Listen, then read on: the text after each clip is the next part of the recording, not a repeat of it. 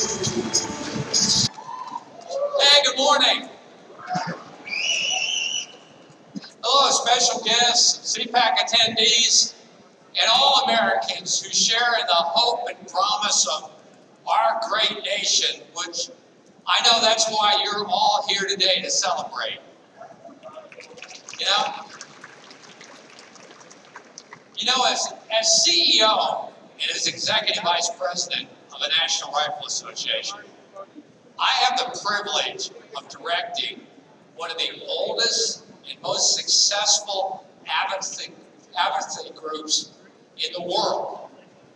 You know, at the NRA, we every single day are dedicated to protecting your constitutional rights and promoting our most cherished values and carrying the torch for freedoms that really do define the greatness of America. The NRA, and I know a lot of you share and be proud about this, we have grown to almost 5.5 million members, the most in our history.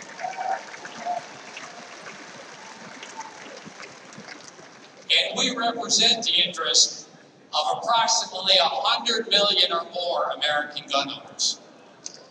Our members, and you see it, I see it every day, they come from every walk of life. They represent people of every race, every religion, every gender, every profession, and every political persuasion. And that diversity gives rise today to the plans for the future growth of our association. And it inspires us to embrace a more inclusive vision of ourselves. The NRA, believe it or not, we're a 148-year-old advocacy group, built upon the strongest of foundations, the principles of our founding fathers. Our nation, and I know you all know this, it was founded by people in pursuit of liberty. That's what it was about. A nation in pursuit of liberty. That's why the Declaration of Independence is the first document of our U.S. legal code. In their great wisdom, the fathers of this nation saw the need to protect our God-given liberties, fundamental freedoms from being trampled by despots, dictators, and demagogues, and from the intrusion of the government that they founded. And so what they did is they left us with a list of our most cherished freedoms. The Bill of Rights, the first 10 commandments of our Constitution.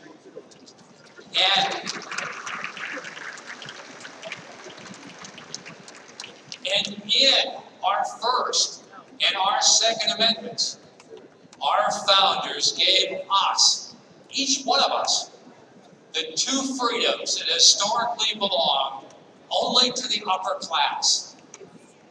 Our founders gave us the freedom to speak freely and boldly and honestly. And they gave us the freedom to bear arms in defense of ourselves, our families, and our nation.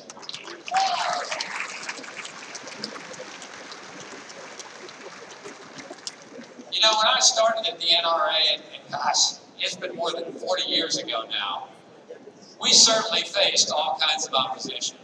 And to be sure, we engaged in full contact advocacy with those who challenged our point of view. We debated issues of importance to our nation, and we did it with all of our might. As opponents of these debates over important issues, the NRA, we often shared a seat at the table with those who opposed our values, even with those who opposed the Second Amendment freedoms for which we stand. And those debates back then, they were tough. I was there. I remember them like yesterday.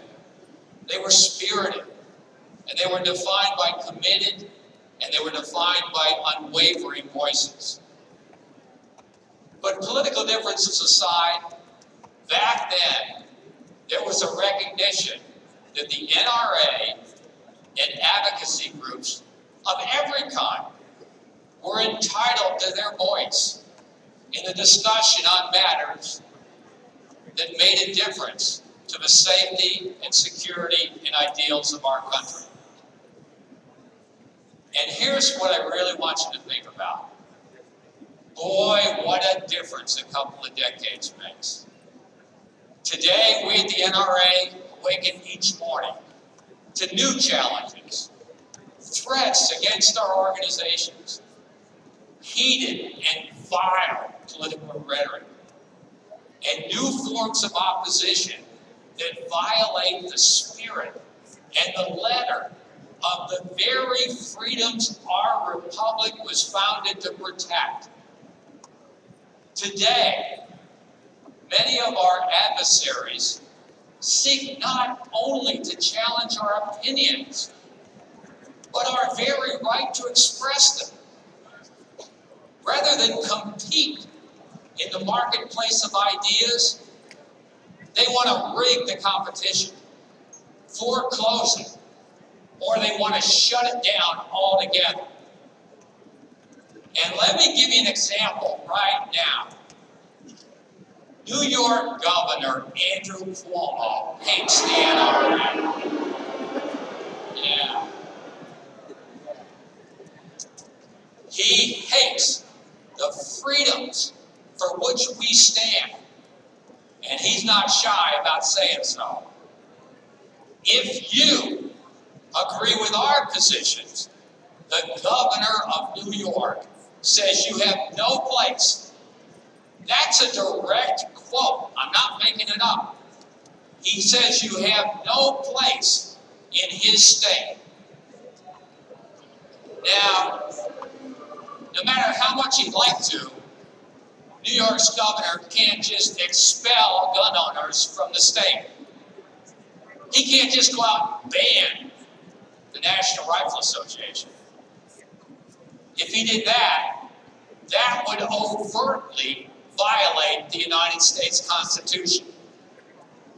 So instead, Governor Cuomo decided to covertly violate the United States Constitution by using, this is really important to every American citizen, by using his power over Wall Street to starve the National Rifle Association of funds. And listen to this. A lot of you are hearing this for the first time, and I want it to sink in.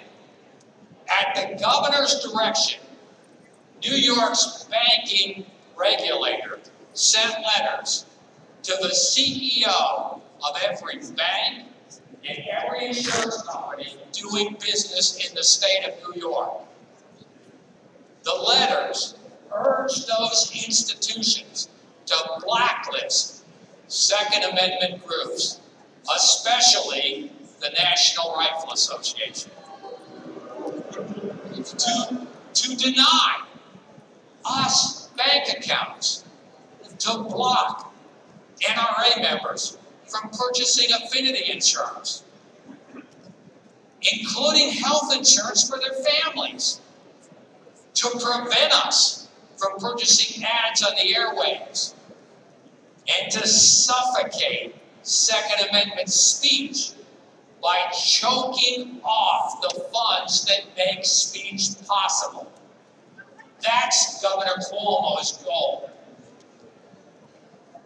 To achieve it, the governor didn't just threaten companies. He went out and acted.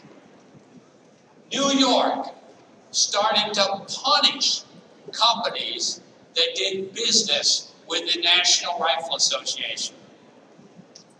The state imposed multi-million-dollar penalties and forced several of our business partners to abandon us. Let me say that again, because this is the United States of America. Let me say that again. The state imposed multi-million-dollar penalties and forced several of our business partners to go out and abandon us. Now, just imagine the national outcry if the governor of a red state did the exact same thing to Planned Parenthood, or PETA, or the Sierra Club. Imagine if a Republican governor forced businesses to blacklist groups based on the viewpoint of their speech. Oh my gosh, you know it, the media would be going nuts in this country. Fleets of constitutional scholars would be descending from every political persuasion. Every prestige newspaper in this country on the front pages would proclaim a grave threat to the First Amendment. And you know what? They would be right. Governor Cuomo would be wrong to try to censor Planned Parenthood, just like he's wrong to censor the National Rifle Association. It is morally wrong.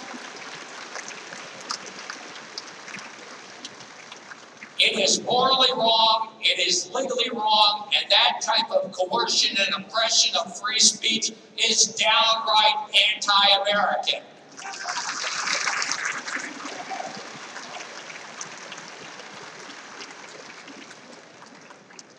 You know, as Governor Cuomo would soon discover, attempting to silence the voices of 5.5 million NRA members won't be tolerated.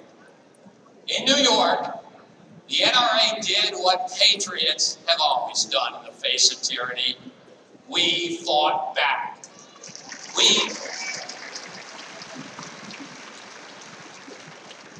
Your association, the NRA, we took the governor to federal court under the First Amendment to the United States Constitution. And in a great victory for principle over partisanship, the American Civil Liberties Union has joined our cause.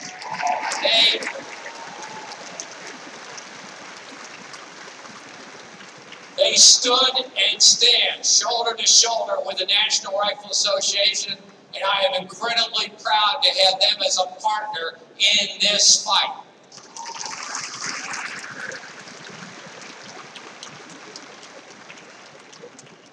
The court has already upheld the NRA's freedom of speech claims against Governor Cuomo. And let me tell you, and I know you'll agree with this, I can't wait for our organization to get them in front of a jury. I believe, and I can tell from your applause, you're going to agree with me, I believe that Americans still keep faith with the Constitution of the United States, even when politicians don't.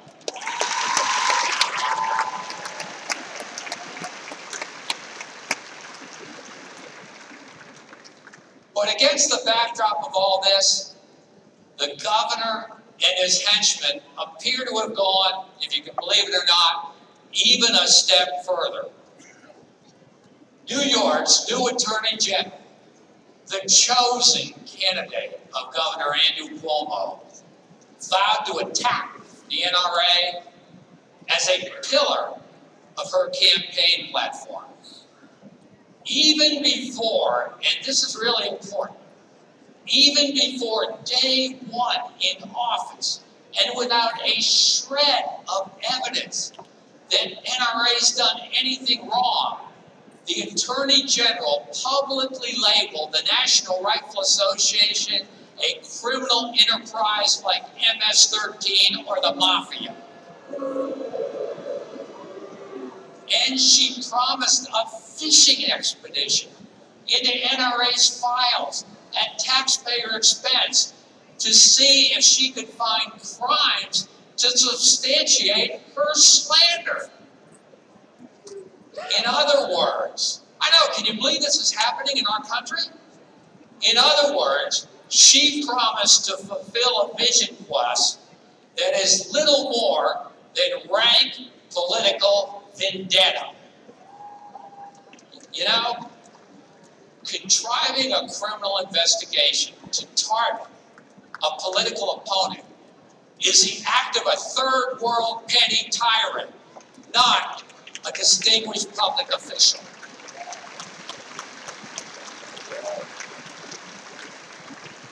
And the America that I know doesn't tolerate such an abuse of power. Here's what's going on. In real time, right before your very eyes, we, the National Rifle Association, on behalf of all Americans, are fighting perhaps the most important piece of First Amendment constitutional advocacy in the history of our country. This case, this one we're involved with right now, will decide whether or not government can be weaponized against you if your opinion differs from theirs. True to this independent spirit, Americans have begun to notice Governor Cuomo's attack on the First Amendment. And I'll tell you, they don't like what they see. A Wall Street Journal columnist observed that the NRA getting its day in court is welcome news for those helping to restrain the power of government. He commented that there's an enormous interest for all Americans in making sure that a politician like Cuomo cannot abuse his authority to silence law-abiding citizens with whom he disagrees. Closer to home for the governor, a columnist from the state capitol in Albany wrote that the governor has essentially weaponized the state's regulatory authorities to go after the NRA, calling his conduct tyrannical. And political voices from the right and the left, all the way from the National Review to the New Republic, have defended NRA's free speech rights.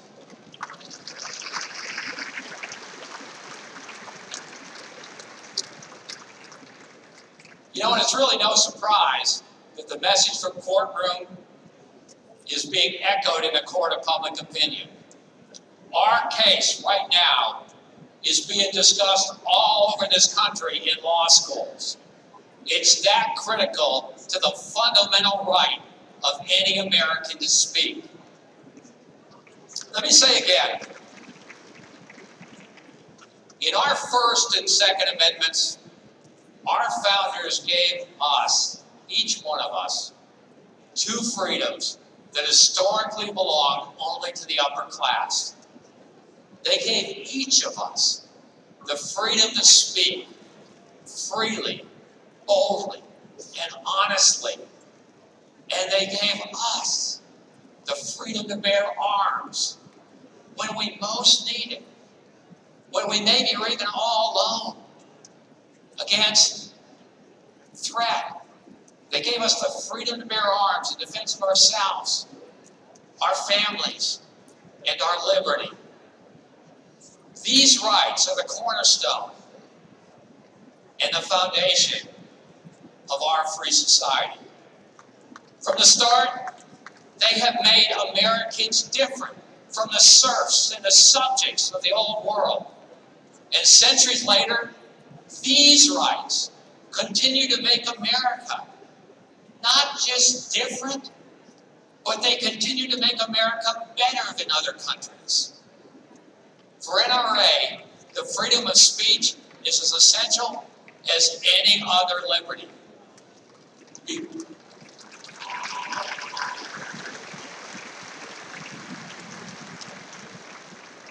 Because you can't advocate effectively for our Second Amendment freedoms without the right to speak out against its enemies.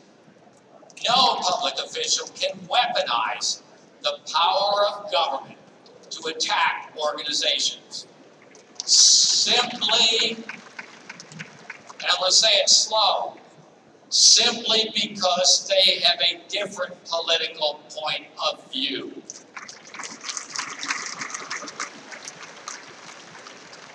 You know, many believe that Barry Goldwater got it right when he said that extremism in defense of liberty is no place. we are seeing today is extremism that's hostile to liberty. These extremists want to revoke your freedom of speech. They want to revoke your freedom of assembly and your freedom of association if you hold views that they don't like. And leftist pundits aren't the only ones who feel that way. The oligarchs of Silicon Valley want progressive speech amplified and conservative speech suppressed. A whistleblower at Google leaked a PowerPoint presentation last year titled "The Good Censor." The document claims that Google, which is one of the world's most powerful monopolies, you all know that, has shifted away from the American tradition of free speech. It says Google shifted toward, quote, the European tradition of censorship. And wouldn't you know it, in the European tradition, Google began to censor firearms instructional videos this year. Yeah.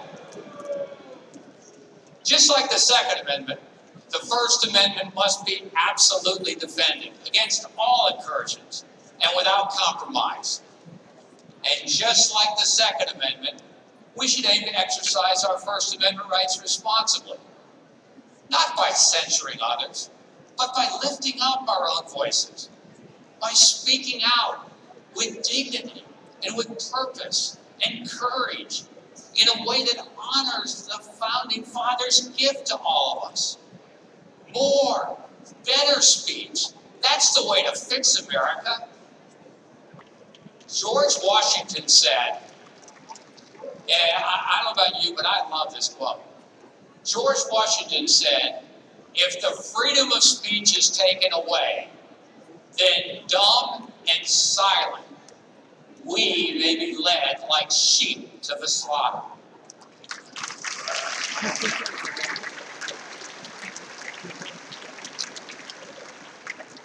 My friends, rest assured, the National Rifle Association is never going to let that happen.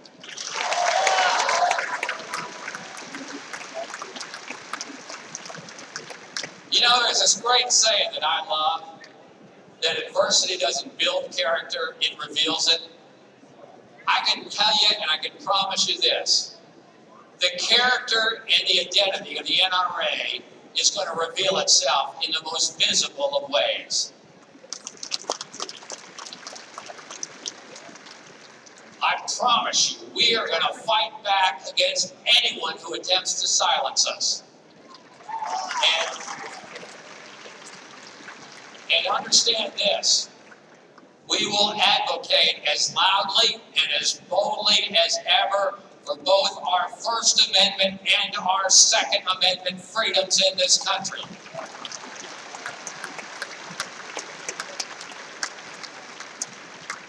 My call today is for each of us, each one of us, to embrace and respect the constitutional freedoms that are afforded to all of us in this great country that we live in. This is our moment of truth. To our members, if you're already an NRA member, you're out there listening somewhere in Kansas or Nebraska or Maine or wherever, I want to thank you for standing with us and holding tightly to the freedoms for which we stand. And to those of you sitting here today, just learning of our cause, I invite you, become a part of the NRA. Become a part of the future of the NRA, inspired by the constant belief in the spirit of America.